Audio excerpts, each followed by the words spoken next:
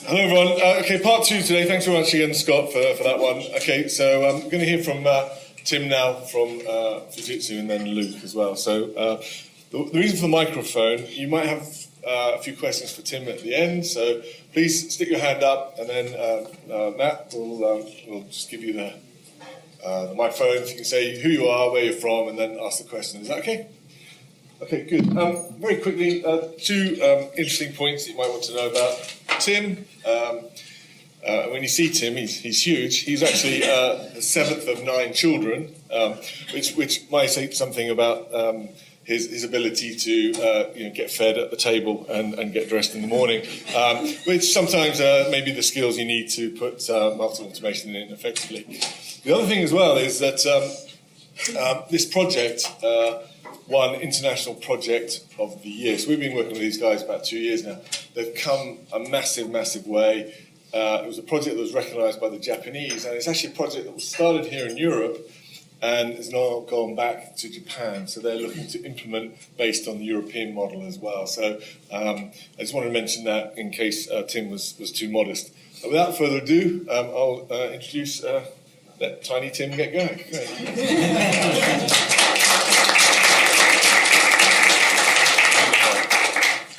There's nothing like a good introduction from both a brilliant presenter and a hilarious host to get you going.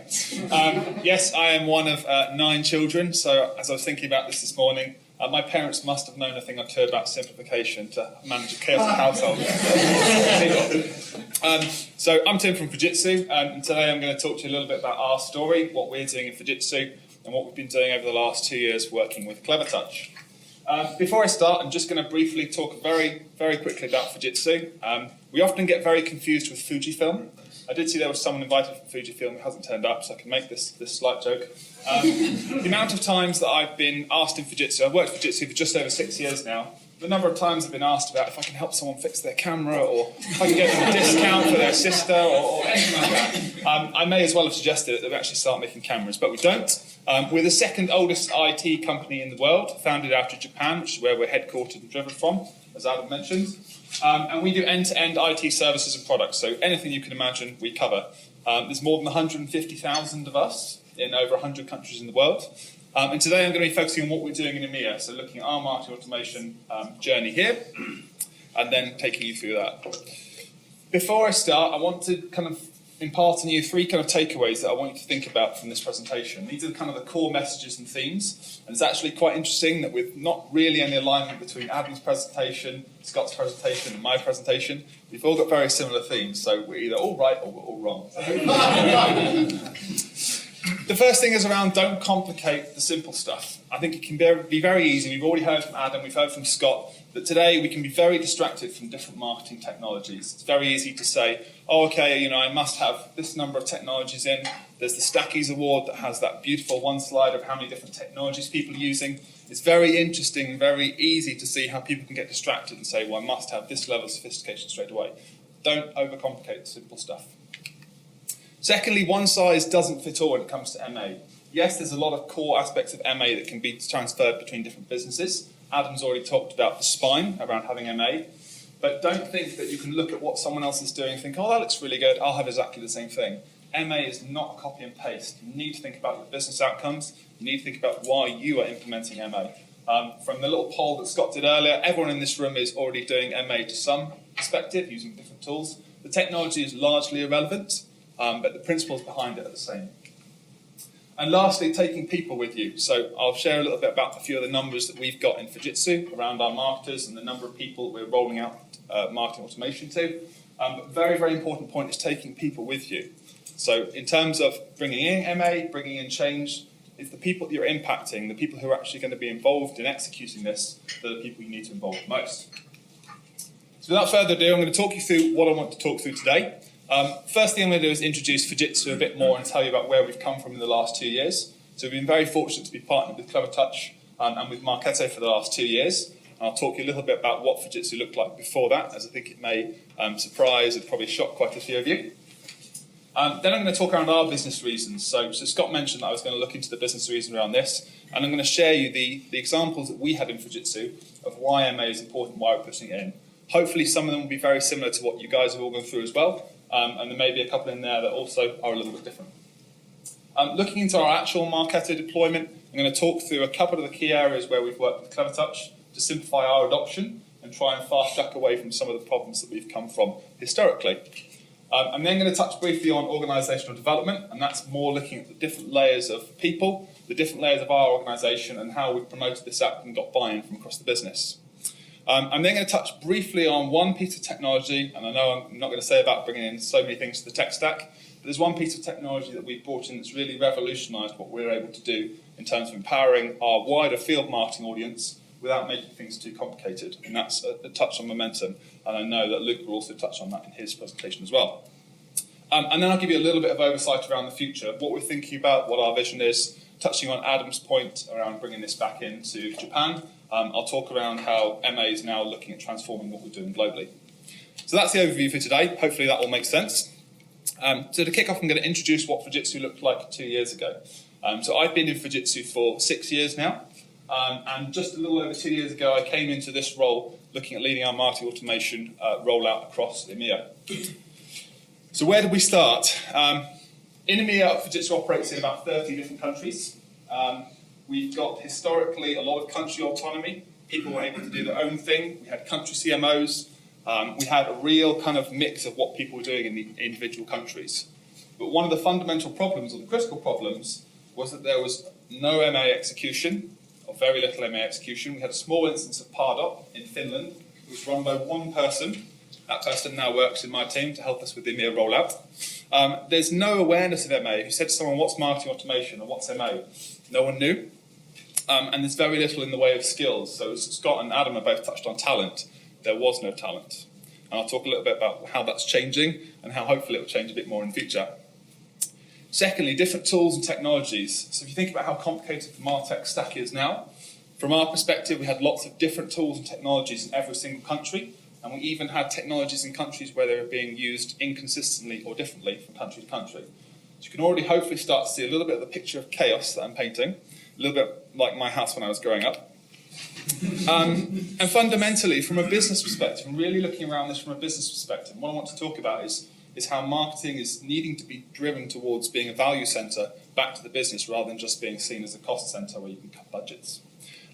The transparency between the way countries were operating, we're talking 30 different countries, all operating in silos. So effectively, what this project is looking at is consolidating and simplifying the process for over 30 different businesses, if you want to look at it in that effective terms.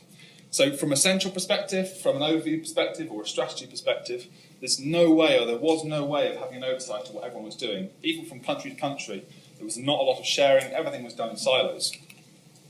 And in terms of KPIs, Scott touched brilliantly on these vanity metrics that are being used, or going back to your CMO and taking whatever metrics that you have that are available, or making some up, or paying an agency a lot of money to give you some that look nice and look pretty on a slide.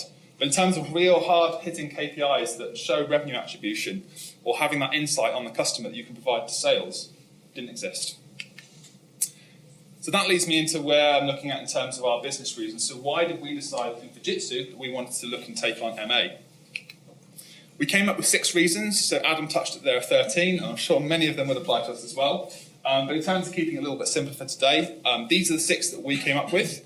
They're in no particular order, but they're all very important to us.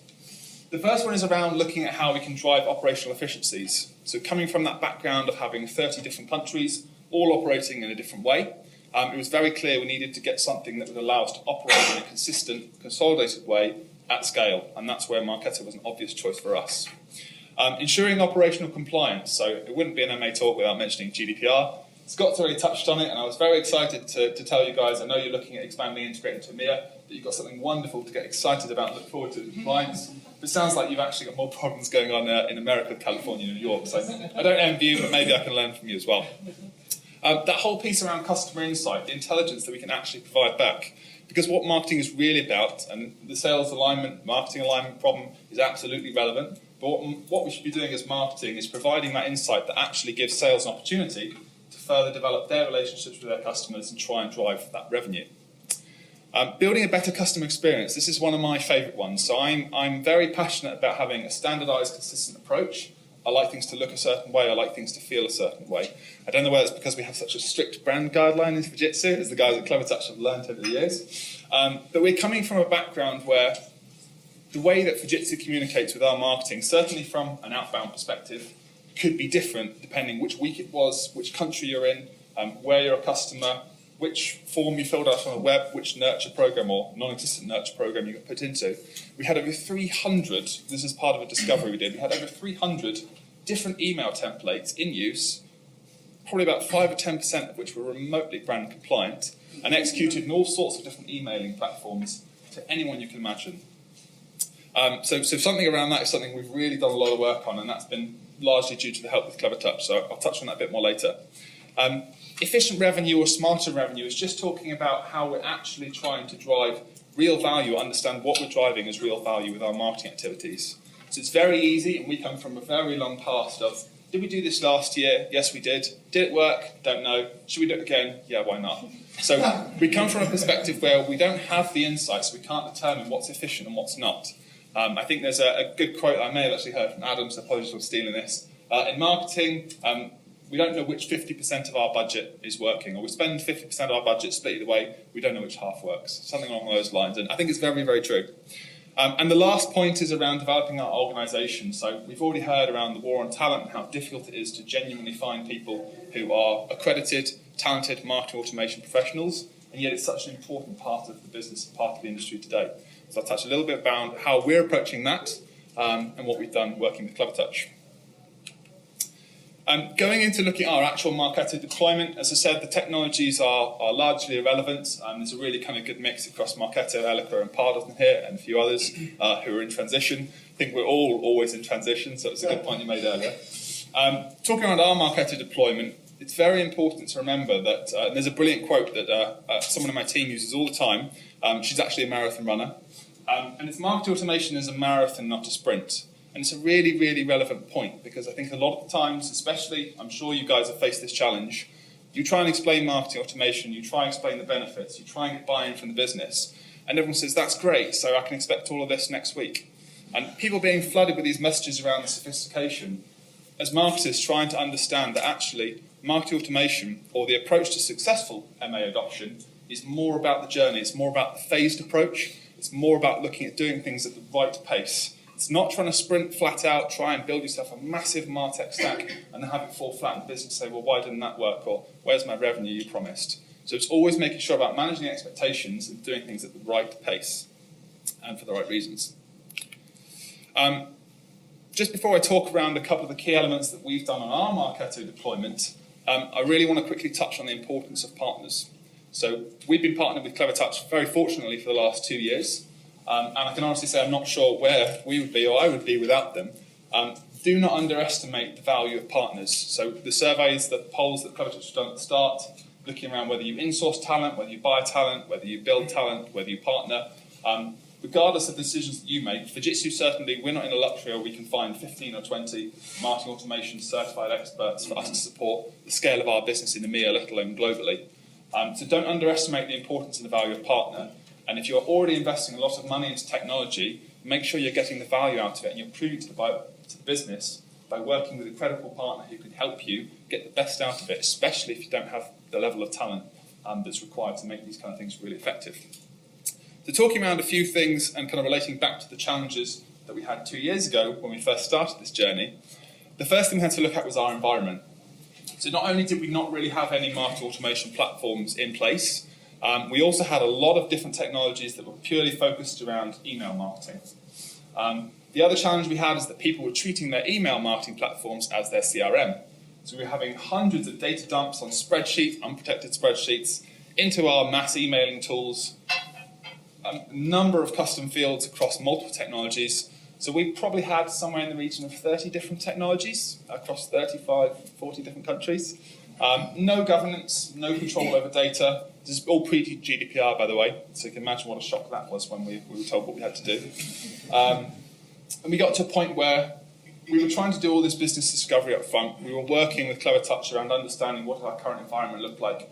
And it seemed that no matter how many interviews we ran or how much we went around the countries and talked and found out the stories of the marketers, every week, oh, I've got this spreadsheet, oh, here's a database I didn't tell you about, or here's a technology that I'm using, I'm paying for with my own credit card. Really, guys, so our environment was so complex, and I think even a couple of weeks ago, and this is 2 years down the line, found out another country's subsidiaries using their own tool, and they're like, what's Marketo? It's like, oh. So the challenge is real. The challenge is really real. And one of the things that we did with CleverTouch around trying to simplify this is looking at how these other tools were used across the region, understanding what were the really kind of key elements that needed to be supported for BAU, and understanding how we could put a phased plan together to try and consolidate them all into a single technology, into Marketo. So we're looking at taking over 30 technologies, 35 different countries, all into one new platform, one new nice little process that just goes in a perfect box like that, except it doesn't really work like that. And that's where CleverTouch come in.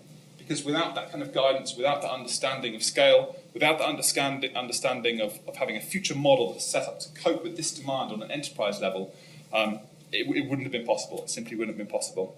And there's a lot of work we've done around that consolidation of technologies.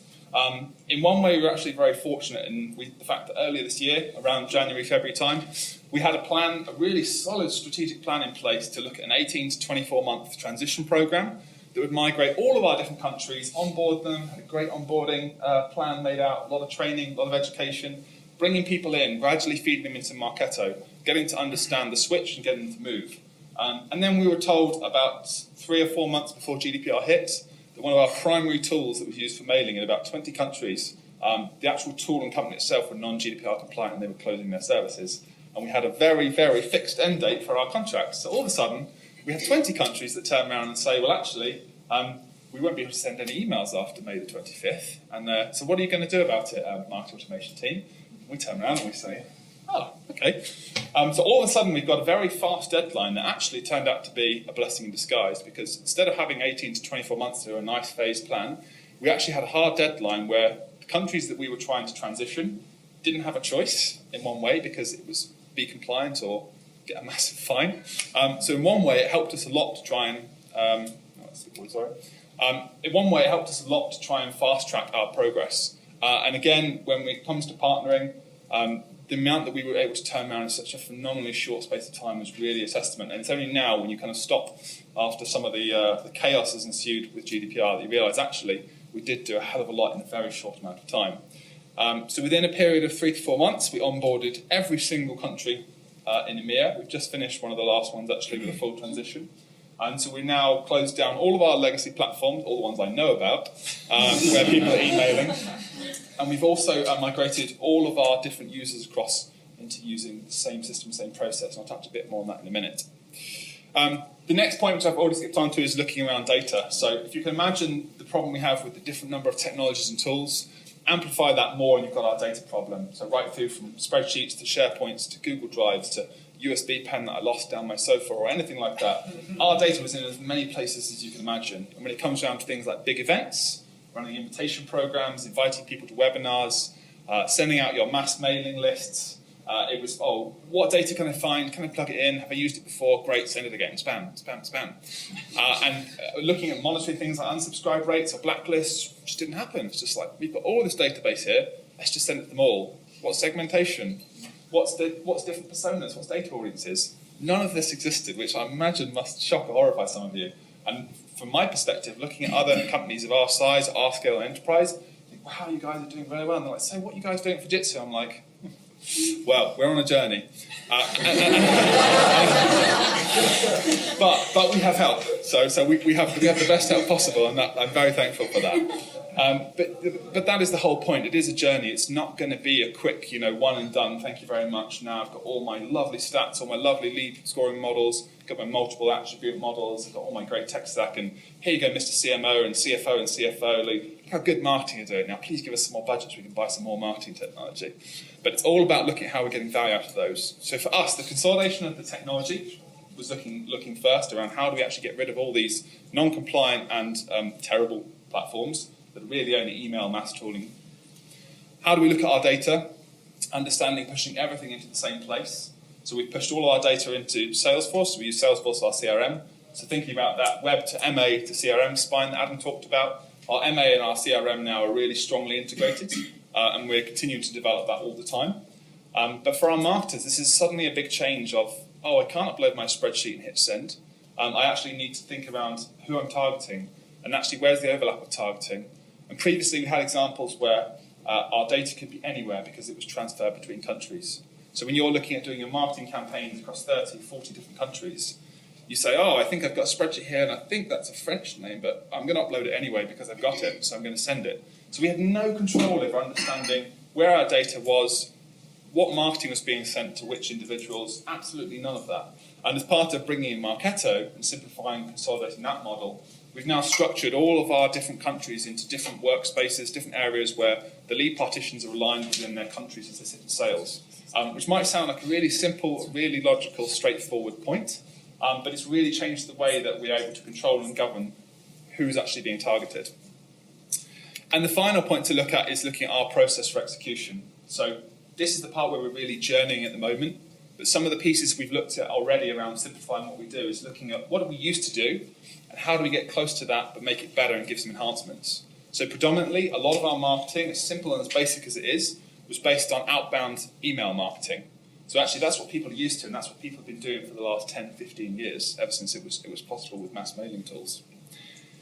And we really started looking at actually, well, if we're going to get buy-in from people, if we're going to take them on this journey, we need to at minimum replicate and provide some additional enhancements around what they're doing today. And that's where we started looking at this idea of having some simplified, standardized offerings that we could roll out to every single country and support centrally. And I'll talk on that a little bit next in our organizational development. So looking at how we develop our business, and Adam already touched on this a little bit around how do you actually execute. So depending on what size your organization is, this may be different for you. We've got over 250 marketers in the field in 30 or 35 different countries. So if we were looking at trying to build our own internal teams, we'd probably need somewhere upwards of 15 to 20 fully trained, accredited marketing automation specialists, as well as marketing automation strategists, people who understand the client, the customer side, the sales side. We're not in a position to do that.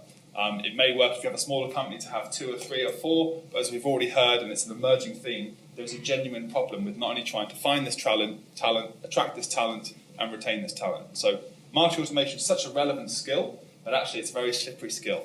And I still don't know how Clevertouch managed to have the highest number of accredited Marketo specialists in Europe and retain them all. Maybe Adam will tell me the secret one day. But looking at how we've developed our business, and we've got a bit of a hybrid model, so it's kind of been touched on, which I'm going to kind of go through now.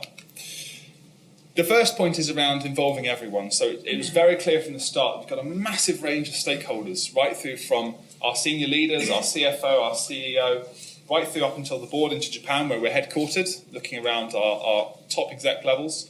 And it was really important for us to consider how we involve everyone in this journey. So I said right at the start, one of the key takeaways is taking people with you, engaging people on this journey. And I'm sure a lot of you have maybe found the same kind of struggles or the same kind of challenges where people don't get it, people don't buy in, and it's really hard to engage people. The sales and marketing alignment thing is just a Pandora's box by itself. But in terms of your actual marketing organisation as well, that can be a real challenge sometimes. So from our perspective, we started right at our leadership level. So we started from a top-down approach. We spent time working with Clevertouch to define our vision for the business. We talked to all of our senior leaders, all of their different business areas and all the different countries across EMEA, trying to understand where those real pain points were, why are things not working today, what might be possible to fix with MA, because MA is not a silver bullet, and that's another common misinterpretation or misunderstanding within the business. It's not going to fix all your problems, it's not going to replace 100% of your workforce, and just press the magic button and everything happens by itself. There was a massive education piece that we needed to go on, and that was the way that we decided to get real engagement from our leaders at the start. We spent a couple of months looking around, defining those visions, defining the ambitions of the business, and then we spent the first year making sure we had regular touch points with that very top senior leadership level. And a big part of that was around how we develop awareness, because as I said, there was no awareness or understanding of what MA even was, let alone how it can provide extra value to the business. So it was looking at creating advocates from our top leaders, where they were actually able to share this message or understand the benefits of MA to communicate to their wider field audience. And that really has been part of our transformational strategy around understanding how is Fujitsu going to change from that mess that I described earlier into something that looks nice and gorgeous at the end, to use Scott's work. And we're kind of stuck in the middle messy bit at the minute, but we're working through it and already seeing some really positive changes. Touching briefly on our kind of Marketo champions, and this is what we've termed as the people who are certified within the business, the people who are kind of the experts or the champions around our actual platform. And this is important for a few different reasons. As Scott already mentioned and as Adam mentioned, it's important to have people who are professional within the business, who understand what the tool and the technology is actually capable of. Because if you can't understand what's possible yourself, how are you expected from a strategic perspective to communicate that, to take people with you and help them to understand what the challenges and what the benefits are as well? Within Fujitsu, we only have 2 certified experts. I'm one of them, and the other person who works in my team is my colleague who's come from Finland, who previously had experience with Pardot.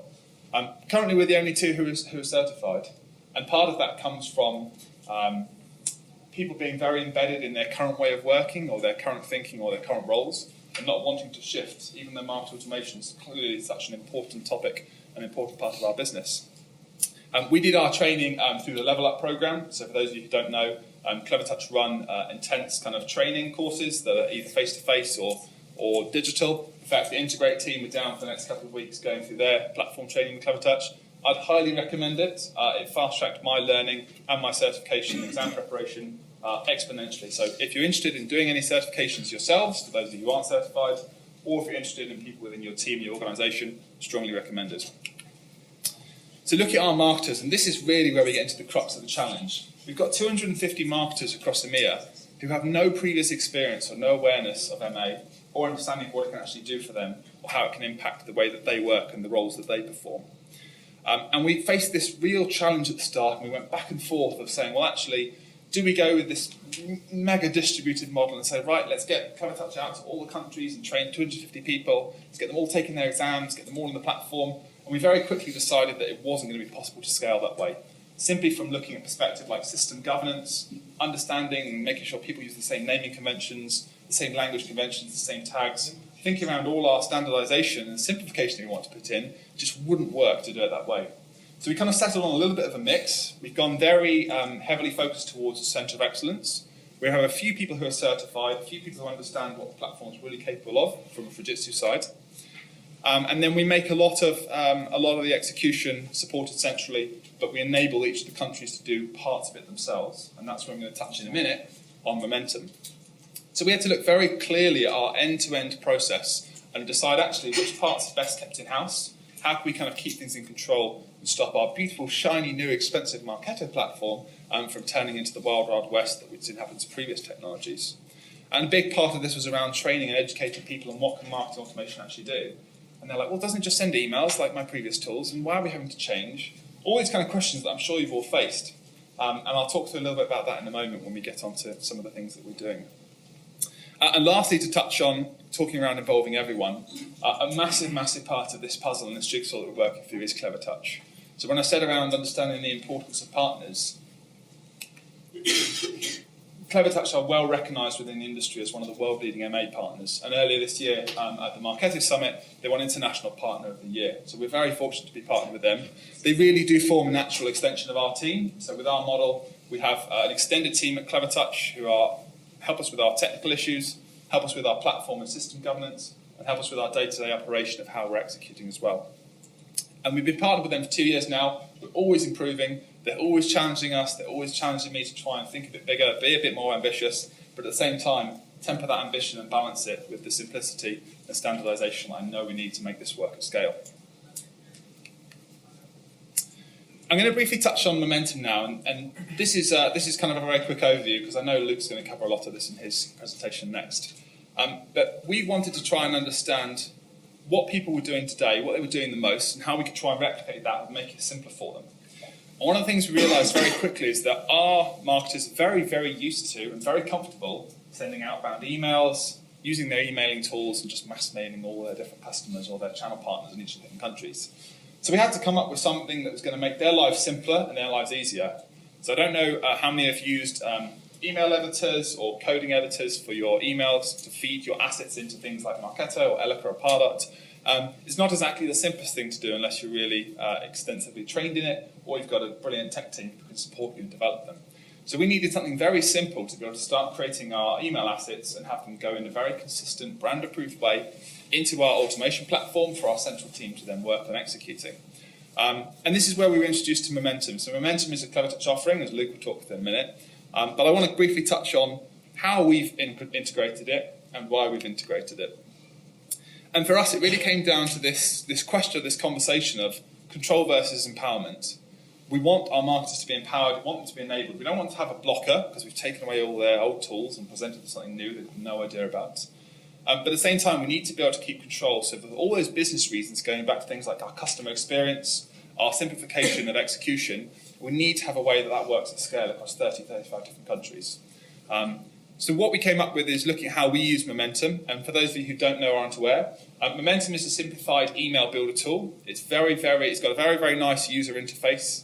It doesn't require you to have any knowledge around coding, HTML. All of your kind of quality assurance is controlled through the tool. All the design in there, all the approvals workflow is contained within the tool. Your different team structures, your different user permissions are all set up within the tool. So for Fujitsu, all of a sudden when I heard this, I thought, oh, lights on, that's a brilliant idea. So for us, with 30, 35 different countries, I suddenly thought, right, well, I can now put you all into these different teams so that all the email communications that you're doing and you want to run, you can now develop and design yourself. And even better than that, we were able to finally present a consolidated template suite to them. So looking around the 300 different templates that I browsed through and shut my eyes for a few of them, we've now gone through a process where we're more aligned with our brand team. Our brand team absolutely love us because no longer do they have to go through and approve every email that goes out or the fact there's too many of them so they never got approved. They now know that guaranteed every single time the emails that are going out to our customers as part of our outbound strategy from any of our markets or workflows are guaranteed to be either rendering well, looking good, being on point, being on brand, being on colour, being consistent, basically, something we've never had before.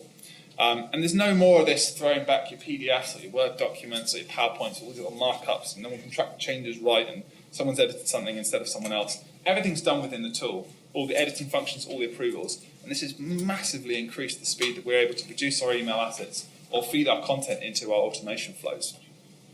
And not only that, but this is a big cost saving for the business. So it might think, oh, you're investing in another piece of technology, but actually what this does is it gives our marketers in the field the power to be able to reduce their reliance upon their local agencies who they previously paid to develop every single email, every single template.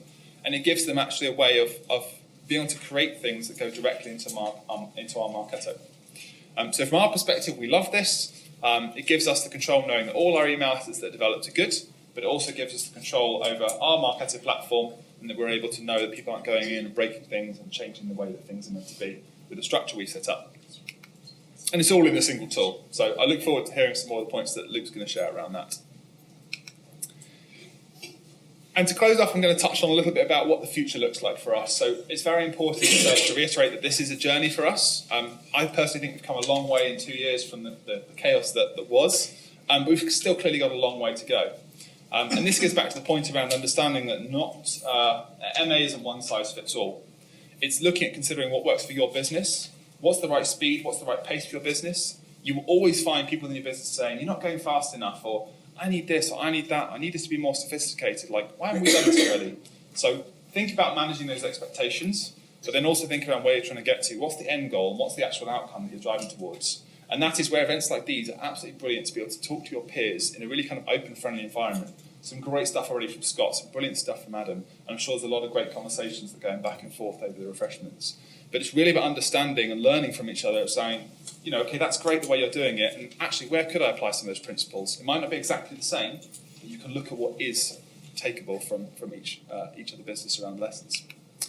So thinking around our journey, and touching on a point that Adam mentioned earlier, global alignment is a really big thing for us. So if I kind of zoom out from my main focus in EMEA, where I've got all these countries that have been doing things differently, I suddenly realise I'm opening up another region in America or Australia or Oceania or Asia or Japan. And thinking around looking at what's going on in those different regions, similar situation, what's MA? Well, we've got no skills for MA in here. So all of a sudden we get to a point where we're developing this amazing blueprint, or we're going through this incredible journey in EMEA, and all of a sudden the other regions are saying, well, actually, we'd like that. Oh, can we have that? So it's a point they're already looking to us to say, what lessons can we learn from you? What can we take from you? What can we adapt from you? And the EMEA model that we've developed around Marketo with Clovertouch has already now been taken back to Japan, and they're looking about trying to roll it out in Asia over the next couple of months. So already we're looking at trying to align that kind of core, that kind of that key spine around what we're doing with market automation. It won't work everywhere. Even in the same company, it's not going to work in every different region, because each of the regions' maturity is different based on what we offer in the market, who we work with. It can be different across any of our different regions. But the key point is that we're having these global alignment conversations. And for any of you that are in global businesses and multi-country businesses, don't underestimate the benefit of trying to help someone else based on what you've learned. It's really important. Kind of building into that is around knowledge sharing. So the whole best practice idea or best practice element are this is the best way of doing it, this is the best way of doing it. Finding out what actually works. And not everything will work in every country, as I just said. But actually, there's something that can be gained from having people who are developing knowledge, developing awareness, talking to each other. So imagine if each of you were just sat in your own companies and you didn't have the internet, you didn't have MA forums, you didn't have events like this to come to. It'd be very difficult to try and share any knowledge, either share experience to gain experience or share mistakes. And that's why these things are really, really crucial. And what I've been seeing in our business is that there are some people who kind of get things really quickly, and there'll always be fast adopters. Any new change that comes in, people really lean into that change. And we've seen that those kind of people have started talking. So I think, okay, someone's doing really great in the Netherlands over here, and someone's doing great in Hungary. Why don't I connect them and make sure that they know they're doing things in a similar way, and we can start to look at replicating that for other countries, using them as kind of an advocacy layer that helps bring up the rest of the organisation's awareness and understanding. Thinking around customer focus, and this is really, really pivotal because this is what it really all comes back to. As a business, as marketing, we're all tasked, whether it's directly or indirectly, around increasing revenue for the company. So our responsibility is around, yes, we've got that difficult marketing and sales alignment problem, but how do we make sure that marketing is trying to drive in a way that's credible in terms of the insights that we're able to provide back around understanding our customer more effectively and helping sales with those conversations. And lastly, looking at KPI reporting. We don't want to be taking loads of pretty PowerPoints of vanity metrics through, or dashboards that we've made up, or dashboards that are based on bad data. We want genuine insights so we can start to really drive that proposition around marketing being a value centre as opposed to just being a cost centre. So as I finish off, I'm just going to quickly revisit the 3 takeaways that I want you to think around. Don't complicate the simple stuff. We all know MA is capable. We all know it's complex. Scott said and Adam said that we only use 10% of most of the platforms, and that's true. So it means there's a lot we can do, but just because we can do it doesn't mean we should do it. So really focus on if you're either implementing MA right now or you're trying to think of how you can develop it, make sure you've got your key fundamentals, your key foundations around how you operate set before you try and complicate things based on looking at a nice stack model that you see from someone else.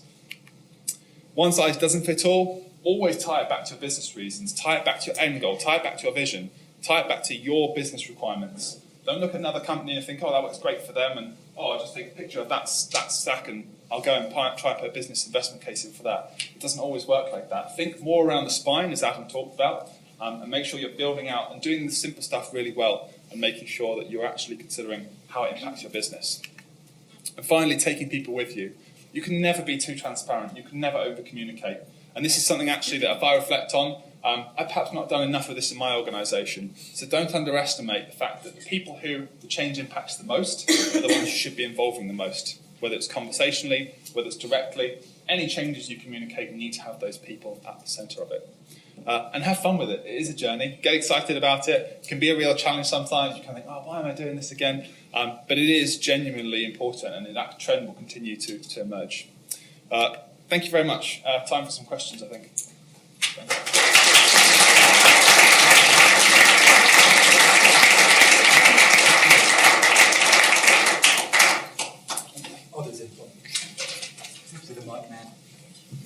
Any questions? I don't need a mic, I'll just shout. Just for the recording. Thank you. Really interesting presentation, so thank you very much. One of the interesting points you bring up is the consolidation of platforms and GDPR.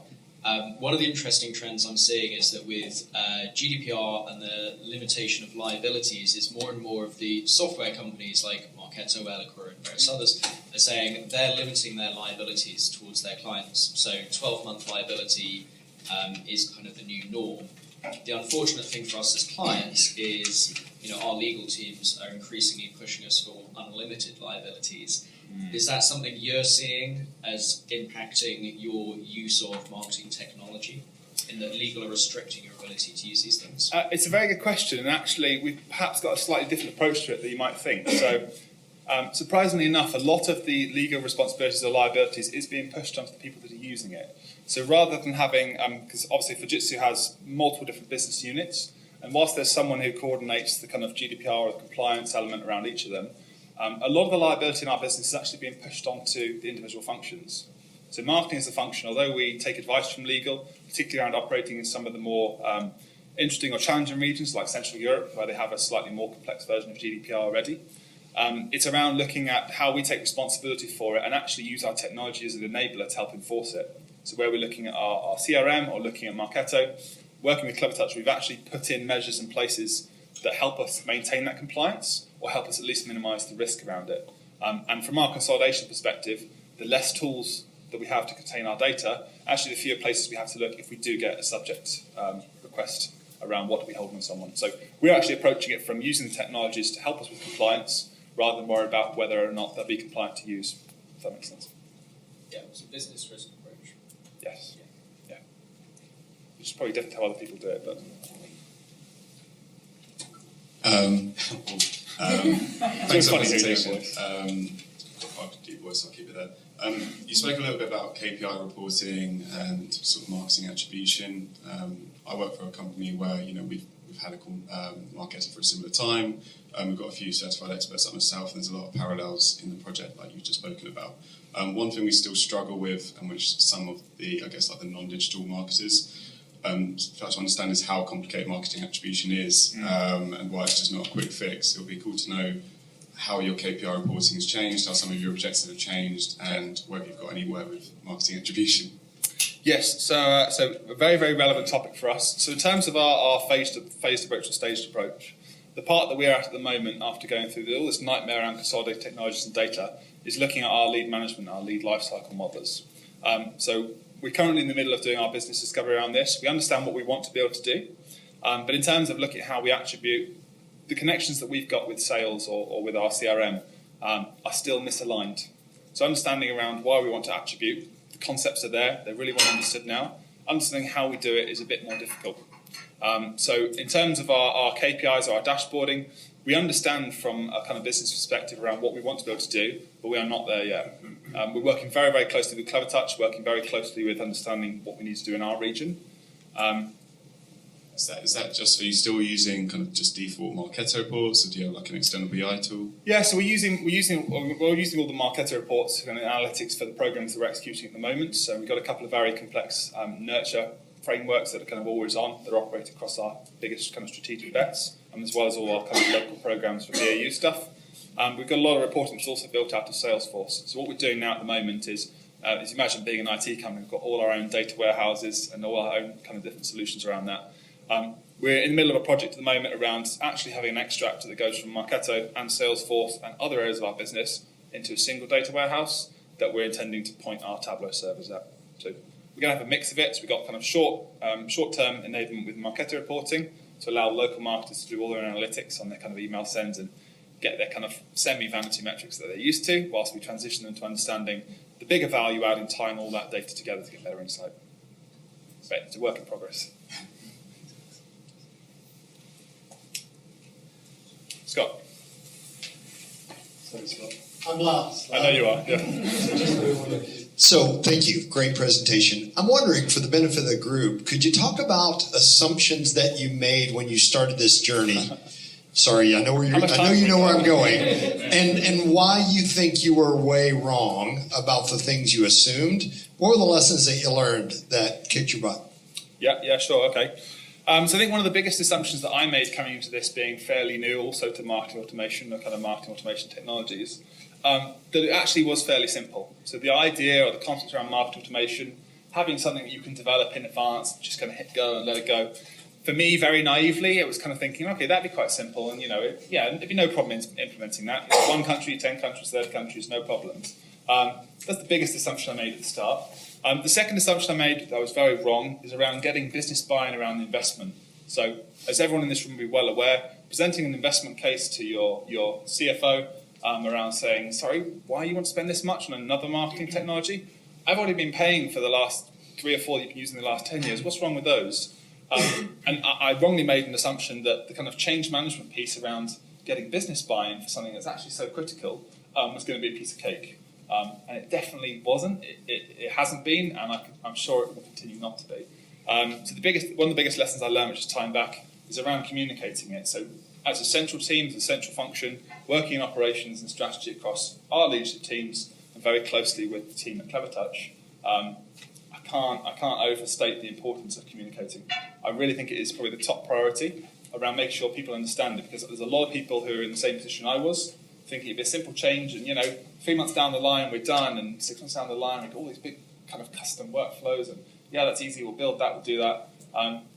Never underestimate the challenges you will find, because almost every week or every month throughout the last 2 years, I've come across things I thought, didn't think that was going to happen. Whether it's legacy tools, legacy data, no matter how much you communicate, how many deadlines you set, how many different expectations you put, someone is going to find a way to go against it. So always be prepared for something that you completely don't expect, as far as possible. Thank you.